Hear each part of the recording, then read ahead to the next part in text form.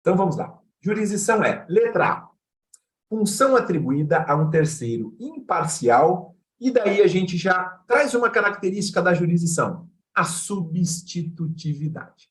Então, deixa eu parar um pouquinho aqui, pessoal. Vou parar aqui, dar um stop share, para a gente voltar aqui na telinha, e vamos conversar a respeito desse primeiro item, tá bom? Eu vou falar, como eu fatiei, dessa primeira letrinha, né, da letra A. Vou falar um pouquinho de cada uma das letras, tá bom? E a gente vai conversando junto. Amigos, conversando juntos.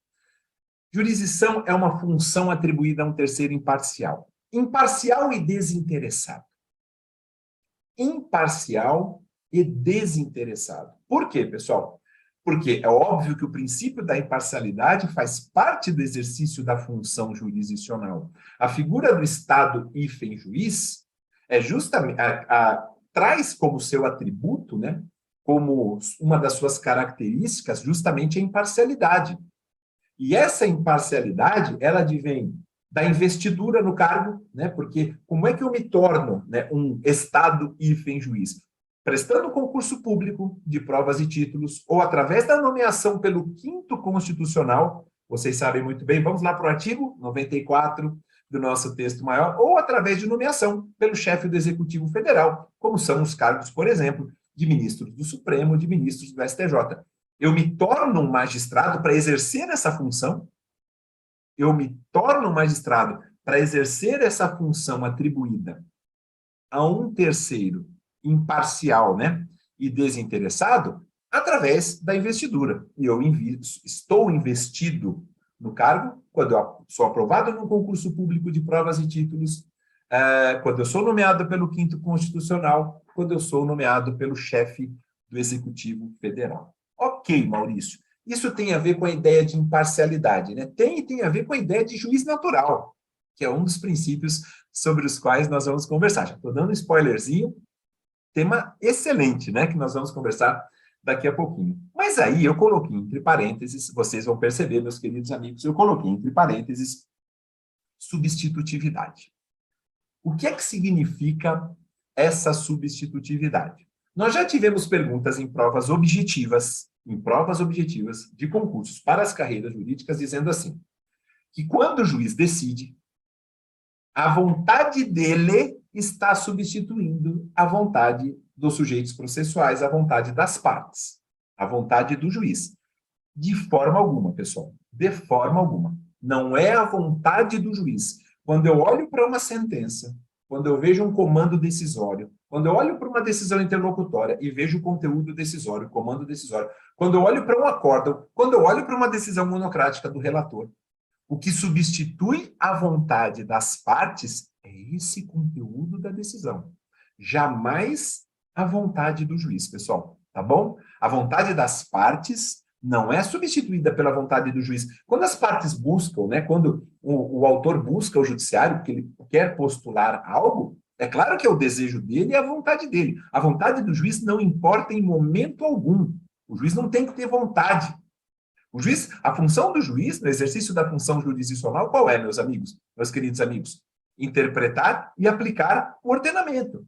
E ele vai aplicar o ordenamento, seja lei, né? Seja interpretando os posicionamentos jurisprudenciais, né? Seja aplicando conceito doutrinário, se for o caso, se houver essa necessidade, mas é a vontade contida no conteúdo, no comando decisório, não é a vontade pessoal do juiz. A vontade pessoal do juiz não interfere em nada, tá bom? Muito cuidado, amigos, porque, repito, isso já foi perguntado nenhuma nem duas vezes em provas objetivas. Não é a vontade do juiz que substitui a vontade das partes, tá bom, amigos? O que substitui a vontade das partes é o resultado do comando decisório. É você pegar uma sentença e ver lá na parte dispositiva da sentença assim, olha, isso posto, julgo procedente, o pedido inicial. É isso que substitui. É isso que substitui. Por isso que eu fiz questão de trabalhar a ideia de substitutividade. Tá bom, pessoal? Muito importante isso na fatia desse nosso conceito, né? A primeira fatia. Vamos voltar lá? Vamos lá, pessoal. Vou para mais itens, né, do nosso slide. Vamos lá, pessoal? Para a gente poder, então, dar uma adiantadazinha. Que bom, pessoal. Estou vendo aqui que nós estamos já com 39, quase 40 pessoas. Muito obrigado, pessoal. Muito obrigado a todos que estão aqui, viu? Estou muito feliz em tê-los aqui. Então, vamos lá, pessoal. Letra B. A jurisdição, além de ser uma função atribuída a um terceiro imparcial e tem essa característica, né, da substitutividade, é uma função para realizar o direito. Realizar como? De modo imperativo. De modo imperativo. Vou voltar para mim, pessoal. Vou voltar, tá? Nós vamos trabalhar esse conceito que é extremamente importante. O que significa realizar o direito de modo imperativo? Ora, isso vem do ius cogens, ou ius cogens, como alguns preferem chamar? Vem. Isso vem também, Maurício, não só da imperatividade, né, dessa coercitividade, né, não é coação, mas coercitividade, né, que vem do ordenamento, mas também vem do próprio exercício da função jurisdicional, sim, porque o magistrado, como eu disse a vocês, exercendo a função jurisdicional, pessoal, ele é responsável por interpretar e aplicar o ordenamento, e ele é aplicado de forma imperativa, de forma obrigatória. Né? Tem muita gente que diz assim, mas existem, Maurício, existem situações em que nós temos, por exemplo, uma provisoriedade. E é verdade, nós temos tutelas provisórias, né, de urgência ou de evidência. Nós temos cumprimento provisório de sentença. Nós temos liquidação provisória, amigos. Né? Nós vamos falar de liquidação de sentença. Adoro execução, adoro liquidação. Vamos conversar também, não é? Tudo bem, mas mesmo sendo atos provisórios, eles são imperativos. E muitos dos atos provisórios, vocês sabem bem, até mesmo no cumprimento provisório de sentença, esses atos têm ares, amigos, de definitividade. Né? A gente sabe muito bem. Mesmo sendo um cumprimento provisório, eles têm ares de definitividade no futuro. Pode ser que a sentença seja reformada, aquilo não vá para frente, mas quando ele foi praticado, é ar de definitividade. Tá bom? Então, essa é a ideia da imperatividade. Vem do ordenamento, mas vem também do exercício da função jurisdicional. Tá certo? Vamos lá para a letra C, pessoal? Vamos dar uma olhadinha nela. Cadê aqui o meu slide? O nosso slide, né? Está aqui. Vamos lá, pessoal. Letra C. A letra C, então, está dizendo o quê para todos nós? Está dizendo assim, olha, a jurisdição é uma função atribuída a um terceiro imparcial de realizar o direito de modo imperativo. E como esse direito é realizado de modo imperativo? Pessoal, eu coloquei aí, amigos, três verbinhos. Se vocês puderem dar uma olhadinha com bastante calma, né? Nós não vamos correr, nós vamos, se tiver que passar o tempo nosso destinado para esse encontro, nós vamos passar. Eu quero jogar conteúdo para vocês, jogar bastante conteúdo e, humildemente, estou me esforçando bastante para que seja um conteúdo de qualidade. Tá bom, amigos? Vejam só os verbos. Reconhecendo, efetivando, não precisa ler tutela de conhecimento, né? Não precisa ler tutela executiva e protegendo. Então, reconhecendo, efetivando e protegendo situações jurídicas. Agora sim, por que reconhecendo? Por que efetivando? Por que protegendo? Porque quando eu falo de reconhecendo essas situações jurídicas, eu falo dos processos de conhecimento. Eu falo de uma ação de cobrança, eu falo de uma ação de indenização por danos materiais, de uma ação de indenização por danos morais, de uma declaratória de inexistência de débito, né? Um processo de conhecimento como um todo. Quando eu falo de efetivando, eu falo, espera um pouquinho, se teve um processo de conhecimento, agora eu preciso materializar, eu preciso efetivar, eu preciso dar a efetividade, por isso que eu tenho a tutela executiva. E essa tutela executiva, queridos amigos, ela se materializa no cumprimento de sentença e na execução de um título extrajudicial. Mas olhem que interessante, pessoal.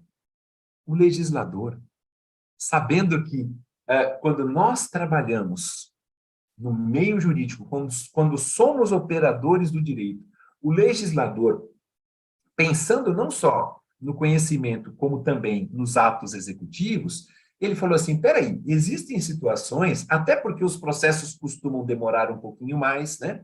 Em que eu vou precisar, alguns processos, né, precisam demorar um pouquinho mais, em que eu vou precisar proteger determinadas situações jurídicas. E aí eu coloquei para vocês, pessoal, vejam só, tutela de segurança, por quê? Porque eu tenho mandado de segurança, não é verdade? Para poder impetrar, obviamente visando que seja reconhecido, né, um direito líquido e certo, não amparado por habeas corpus, habeas data, etc, etc, etc. Eu tenho uma tutela cautelar para eu me resguardar, para eu me acautelar. Por quê? Eu sei que vai demorar, normalmente pode demorar muito, eu não quero esperar o resultado final, para ter um resultado que seria interessante para mim agora, ainda que seja numa cognição sumária. Eu tenho tutela cautelar, um exemplo de tutela cautelar que é bastante utilizada, né? Além do que eu acabei de mencionar, é o arresto cautelar, o sequestro cautelar. Arresto, deixa eu segurar algum valor, alguma quantia agora, porque eu tenho uma nota promissória em meu favor, cujo emitente está dilapidando o patrimônio, mas essa nota promissória vai vencer só daqui 60 dias. Opa, deixa eu arrestar tudo que for possível para garantir o pagamento dessa nota promissória, que só vence daqui 60 dias. Não é verdade? Eu preciso me acautelar, me resguardar, me proteger. O legislador pensou em tudo isso e pensou nas tutelas inibitórias também, justamente com o objetivo de dizer, olha, é o seguinte, se você não cumprir, tem multa diária, tem uma astreinte. Amigos, deixa-me voltar aqui para ficar na tela, só o Maurício com vocês, humildemente peço autorização, amigos, só para dizer como o legislador trabalhou, como ele trabalha o ordenamento, como o ordenamento é enfrentado, justamente para que o exercício da função jurisdicional se dê de forma correta. Ele diz assim, olha, eu vou primeiro delinear qual é o procedimento num processo de conhecimento. Por que conhecimento, pessoal? Porque vim de conhecer. Né? E porque nós sabemos que os romanos já diziam assim, narra-me os fatos que eu te dou o direito. Narra-me factum dabut tibi ius. Não é essa a expressão em latim, pessoal? Narra-me factum dabut tibi ius. Me dá os fatos que eu te dou o direito. Me traz isso para o processo de conhecimento. E você ganhando, eu vou também proporcionar que você materialize, que você efetive aquilo que você ganhou. Aí você vai para a fase executiva. E olha, eu sei que nem sempre as coisas acontecerão no tempo que você imagina. Então, eu vou disponibilizar também elementos, instrumentos de proteção dessas situações jurídicas. Eu vou disponibilizar tutela cautelar, tutela antecipada, uma tutela de segurança, uma tutela inibitória. Olha como é interessante nós percebemos a atuação do legislador para o exercício correto da função jurisdicional, e principalmente nos seus aspectos procedimentais, não é? Vamos voltar lá, pessoal, para a gente dar continuidade, então, ao nosso conceito, a nossa definição, né? Aí está, pessoal, vamos lá. Para a letra D, E e F, para a gente fechar. Letra D, pessoal. Concretamente deduzidas, né? O que significa isso? Concretamente deduzidas, né? Nós estamos falando que são situações jurídicas que impliquem não só uma lesão a algum direito, como também uma ameaça. Tá bom, amigos? Quando a gente fala de situações jurídicas concretamente deduzidas, não é só lesão ao direito em si, mas também ameaça a algum direito. É porque concretamente deduzidas pode dar, né, aquela ideia de que só lesões. Não. Ameaças. Tanto que nós temos o quê, pessoal? Habeas corpus preventivo. Nós temos mandado de segurança preventivo, né? Nós temos a possibilidade de trabalhar, claro, com o intuito de nos proteger, trabalhando, né?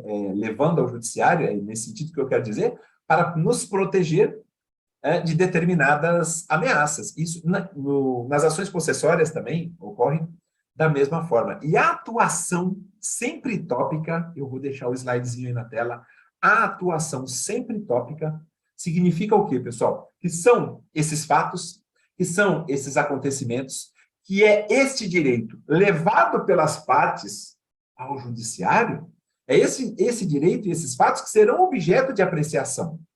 E por isso que se diz que o judiciário, o exercício da função jurisdicional é sempre tópica para essas situações, para esses casos que são levados ao conhecimento, não só em termos fáticos, em matéria fática, como também em matéria de direito. O papel do exercício da função jurisdicional, ele compreende a análise de todos esses elementos da causa de pedir, né, os fatos e os fundamentos jurídicos, seja a causa de pedir próxima, seja a causa de pedir remota.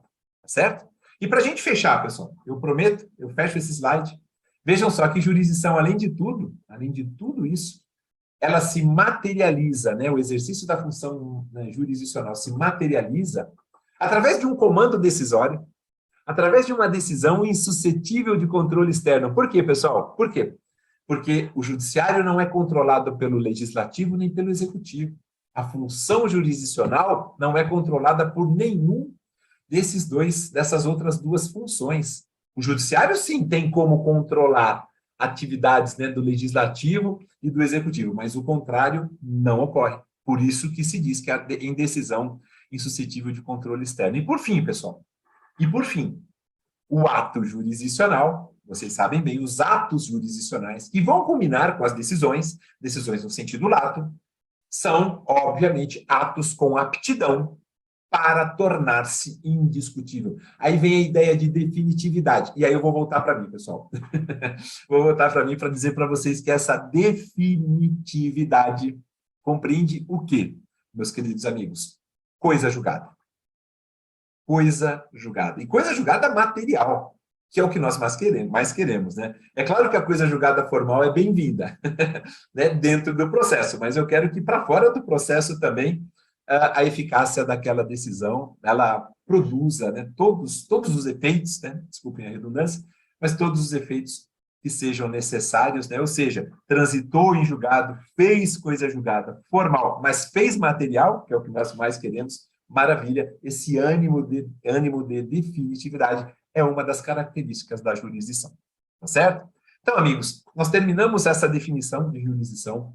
Na minha opinião, e eu espero humildemente, né, que vocês tenham compreendido como o conceito de Estado, a estrutura estatal, não é conceito não, né, mas a estrutura propriamente, como o papel do Estado foi alterado ao longo do tempo, né? Por todas aquelas razões que eu disse a vocês, e é por esse motivo que eu não consigo dizer tão somente que jurisdição nada mais é do que a junção de duas palavrinhas de iuris mais dixo, que jurisdição é dizer o direito. Não é só isso, vai muito além disso. Não nos esqueçamos, tá bom, pessoal? São transformações pelas quais o Estado passou nos últimos tempos, transformações essenciais às quais eu fiz referência. Bom?